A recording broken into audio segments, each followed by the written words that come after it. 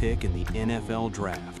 $18 million guaranteed. The future of a franchise resting on your shoulders. And then you throw 2 touchdowns and 15 interceptions in your rookie season. Your passer rating is 39.0. You lose 14 of your first 18 starts. And within 4 years, you are completely out of football. That is not a hypothetical. That is Ryan Leaf's actual career. The biggest draft bust in NFL history. But he is not alone. Every single quarterback on this list was supposed to be the answer. First-round picks, top 10 selections, players that teams mortgaged their futures to acquire. And every single one of them failed so spectacularly, so completely, that their names became synonymous with organizational disaster. Some of them could not read defenses. Some of them could not handle pressure. One of them threw 13 interceptions and only 4 touchdowns in his entire NFL career. And one of them was sacked 249 times in 5 seasons because he could not process information fast enough to get rid of the football. These are not just bad quarterbacks. These are players who destroyed franchises, wasted draft capital, and proved that physical tools mean nothing without the mental capacity to play the most important position in professional sports. This is the 10 worst quarterbacks to ever start in NFL history. Subscribe right now if you want honest football content. Let's go. Starting at number 10 with the most recent disaster on this list, Josh Rosen. 10th overall pick in the 2018 NFL Draft by the Arizona Cardinals. Rosen was supposed to be the most NFL-ready quarterback in that class. Pro-style offense at UCLA, high football IQ, strong arm, clean mechanics, and the Cardinals traded up to get him, giving up additional draft capital to move into position. 1 year later, they gave up on him completely and drafted Kyler Murray first overall. Think about that. A franchise so desperate to move on from their first-round quarterback that they used another first overall pick on a replacement after just 1 season. Rosen was traded to the Miami Dolphins for a second-round pick. A first-round quarterback traded after 1 season for a second-rounder. That tells you everything you need to know about how badly he had failed. In Miami, he started 3 games and lost all 3. He looked lost, confused, unable to process what NFL defenses were showing him. He was then cut and bounced to Tampa Bay, San Francisco, and Atlanta, never starting another game. His career numbers are brutal. 12 touchdowns, 21 interceptions, a 3-13 record as a starter, a career passer rating of 71.3. Rosen is the cautionary tale for every team that falls in love with a quarterback's college tape without evaluating whether he can process NFL speed. He could not. The game moved too fast for him, and his career was over before it started. Number 9. Cade McNown. 12th overall pick in the 1999 draft by the Chicago Bears. McNown had won the Johnny Unitas Golden Arm Award at UCLA and was considered one of the most accurate college quarterbacks in the country. He led the Bruins to a comeback victory over Wisconsin in the Rose Bowl, and scouts loved his competitive fire. The Bears drafted him to be their franchise quarterback, the man who would finally stabilize the most important position on the roster. He lasted 2 seasons.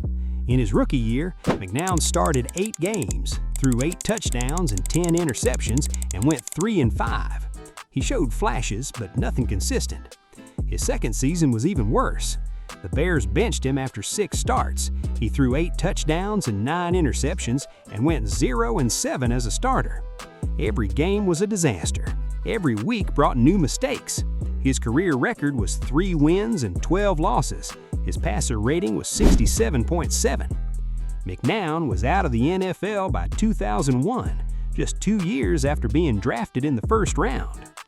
Multiple reports indicated McNown clashed with coaches, struggled to learn the playbook, and could not handle the pressure of playing in Chicago, one of the most demanding media markets in football. The Bears moved on to Shane Matthews and Jim Miller, journeyman quarterbacks who were never supposed to be long-term answers, but were better than what McNown had given them. And Cade McNown became a footnote in franchise history, a name mentioned only when discussing the worst draft picks in team history. Number 8. Rick Mirer.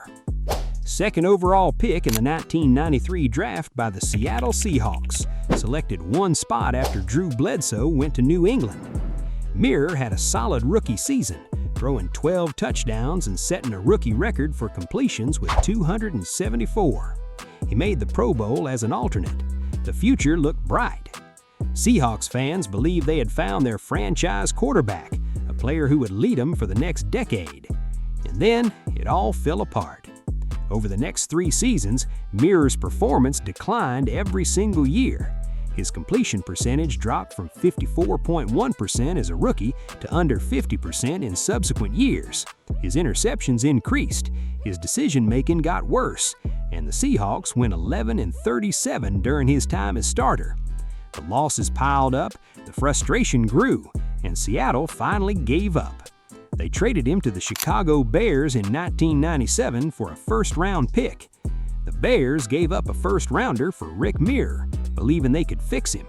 That first-round pick became Walter Jones, a Hall of Fame offensive tackle who anchored Seattle's line for over a decade. Mirer lasted 1 season in Chicago, throwing 8 touchdowns and 7 interceptions in 7 starts. He then bounced to Green Bay, the Jets, San Francisco, and Oakland, serving as a backup and occasionally starting when injuries forced him onto the field. His career numbers are painful: 41 touchdowns, 56 interceptions, a 24-44 record as a starter, a career passer rating of 71.7. Rick Mirer had 1 good season and spent the next decade proving it was a fluke. Number 7. Joey Harrington. Third overall pick in the 2002 draft by the Detroit Lions. Harrington came out of Oregon as a polished pocket passer with a quick release and good decision-making. He had led the Ducks to a Fiesta Bowl victory and was considered one of the safest picks in the draft. The Lions believed he was the quarterback who would finally turn the franchise around, ending years of futility and instability at the position. He was not. In 4 seasons with Detroit, Harrington threw 60 touchdowns and 62 interceptions, more picks than scores. His record as a starter was 18 wins and 37 losses. The Lions went 10-6 in his rookie year, their best season in years, and fans thought they had finally found the answer. And then they collapsed. The next 3 seasons brought losing record after losing record. Harrington was sacked repeatedly. He made poor decisions under pressure, and the Lions fell back into the basement of the NFC North. Harrington was traded to Miami in 2006, a fresh start with a new team. He started 9 games for the Dolphins, went 1-8, and was benched. The Dolphins had seen enough. He then went to Atlanta as a backup and started 4 games in 2007, going 2-2 in relief of an injured Michael Vick. His final stop was New Orleans in 2008 as a backup to Drew Brees. Harrington finished his career with 80 touchdowns, 95 interceptions, and a career passer rating of 77.1. He was not terrible in the way some quarterbacks on this list were. He was just not good enough. And in the NFL, not good enough as a top 3 pick means you are a bust. Number 6. David Carr. First overall pick in the 2002 draft by the expansion Houston Texans. Carr was supposed to be the face of the franchise, the cornerstone upon which everything would be built. A Fresno State star with a strong arm, good mobility, and the intelligence to run a pro-style offense. And the Texans destroyed him. In his first season, Carr was sacked 76 times. 76! That's an NFL record that still stands today, nearly a quarter century later. The Texans' offensive line was so bad, so thoroughly incapable of protecting their franchise quarterback, that Carr spent more time on his back than in the pocket. Over his 5 seasons in Houston, Carr was sacked 249 times. 249! No quarterback in NFL history has absorbed that kind of punishment over a comparable span. The Texans' offensive line was historically bad, but Carr also held the ball too long. He could not process coverages quickly enough. He panicked under pressure, hearing footsteps even when they were not there. His internal clock was broken, destroyed by years of being hit before he could complete his progressions. His record as a starter in Houston was 22 wins and 53 losses. He threw 65 touchdowns and 71 interceptions. After 5 years, the Texans moved on, drafting Matt Schaub's replacement and letting Carr walk. He spent the next 7 seasons as a backup with Carolina, the Giants, and San Francisco. He won a Super Bowl ring with the Giants as Eli Manning's backup in 2011, but never started another meaningful game. David Carr is the cautionary tale of what happens when a franchise drafts a quarterback without building an offensive line first.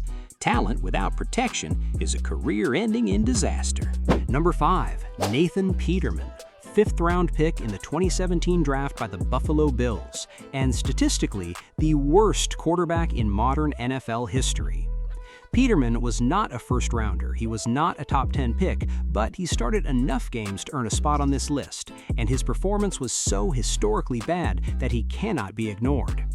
In his very first NFL start against the Los Angeles Chargers in 2017, Peterman threw 5 interceptions in the first half, 5 in 30 minutes of football.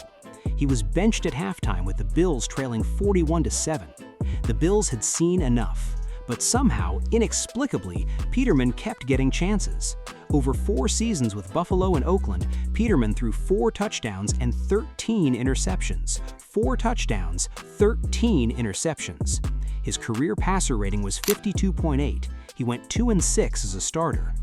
Every time he entered a game, interceptions followed. It did not matter the opponent, it did not matter the situation. Peterman would take the field and within a quarter, sometimes within a few drives, he would throw the ball directly to a defender. Bills coaches said Peterman looked great in practice. He understood the playbook. He made good decisions in walkthroughs. But in real games, under pressure with real consequences, he fell apart.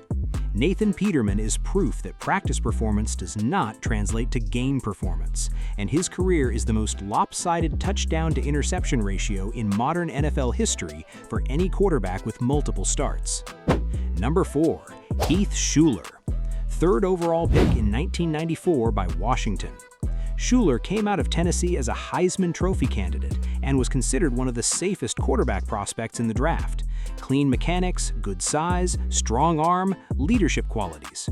Washington passed on Trent Dilfer, who went 6th overall, to take Shuler. In his rookie season, Shuler completed just 45% of his passes, 45, less than half of his throws were caught.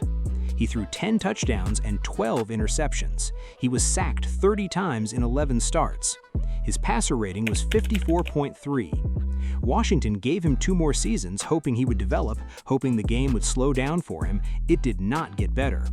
Shuler struggled to read defenses. He held the ball too long, unable to pull the trigger even when receivers were open. He could not handle pressure, both physical and mental. After 3 seasons, Washington gave up and traded him to New Orleans for conditional draft picks. The Saints gave him 5 starts in 1997. He went 1-4, and that was it. Shuler retired at 26 years old, walking away from the game that had rejected him. His career stats are brutal. 15 touchdowns, 33 interceptions, a career passer rating of 54.3. Heath Shuler is one of the biggest draft busts of the 90s, and his name is still used as a cautionary tale in draft rooms today. Number 3. Akili Smith, 3rd overall pick in the 1999 draft by the Cincinnati Bengals. Smith had one brilliant season at Oregon, leading the Ducks to victory after victory with his athleticism and big arm, and he convinced the Bengals to trade up to get him. Cincinnati gave up draft capital to move into position, passing on multiple Hall of Fame caliber players to draft Smith. They could have had Dante Culpepper. They could have had Donovan McNabb. They could have had Edgerrin James. They chose Akili Smith, and he was a disaster from day one. Smith could not adjust to NFL speed. The game moved too fast. He struggled to read defenses, unable to recognize coverages or anticipate where pressure was coming from. His mechanics fell apart under pressure. In his rookie season, Smith completed just 46.6% of his passes and threw 3 touchdowns and 6 interceptions in 6 games. The Bengals benched him, turning to veteran backups who gave him a better chance to win. They gave him another chance in 2000. He started 8 games, threw 5 touchdowns and 13 interceptions, and went 1-7.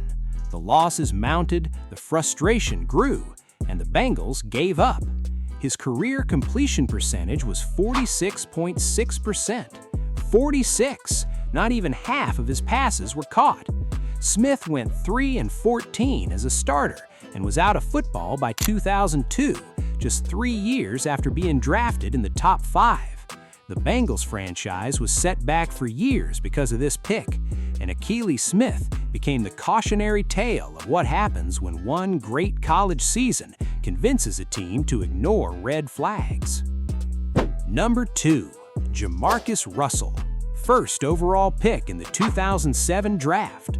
The Oakland Raiders gave him a 6-year, $61 million contract with $32 million guaranteed, the largest contract ever given to an NFL rookie at that time. And Russell is the biggest draft bust at the quarterback position in modern NFL history. Russell had the strongest arm anyone had ever seen. Scouts raved about his physical tools. He could throw a football 70 yards from his knees. He had the size, the strength, and the raw talent to be a generational player.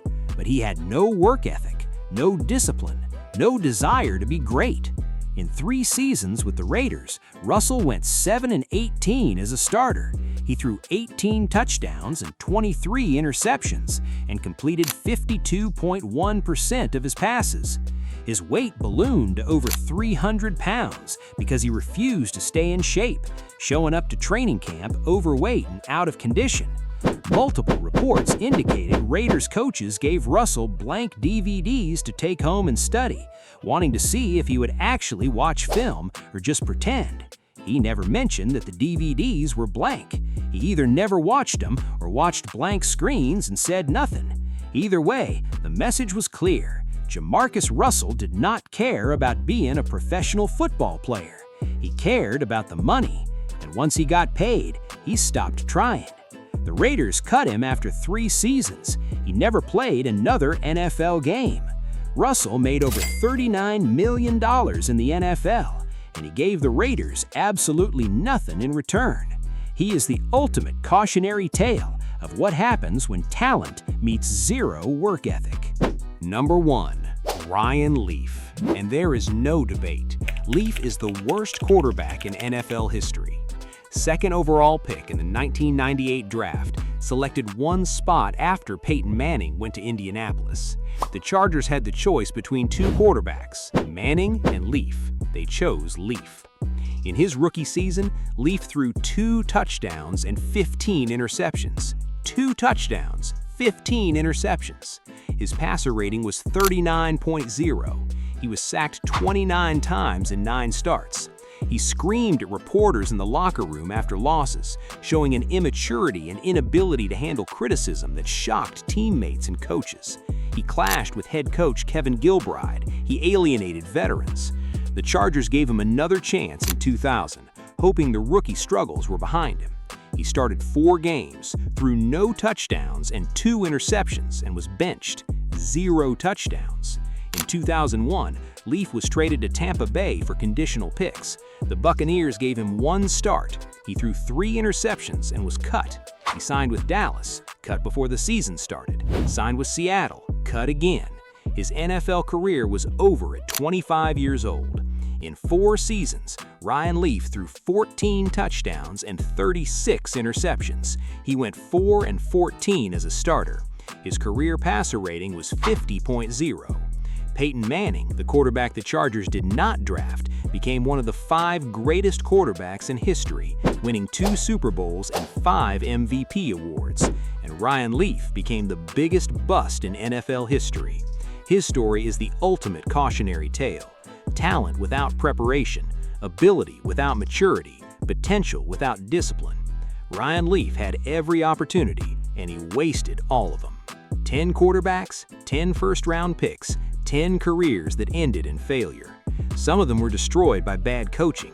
some by bad offensive lines, but most of them failed because they could not handle the speed, the complexity, or the pressure of playing quarterback in the National Football League. Which quarterback on this list was the worst? Drop a comment. And if this breakdown was valuable to you, subscribe. I will see you in the next one.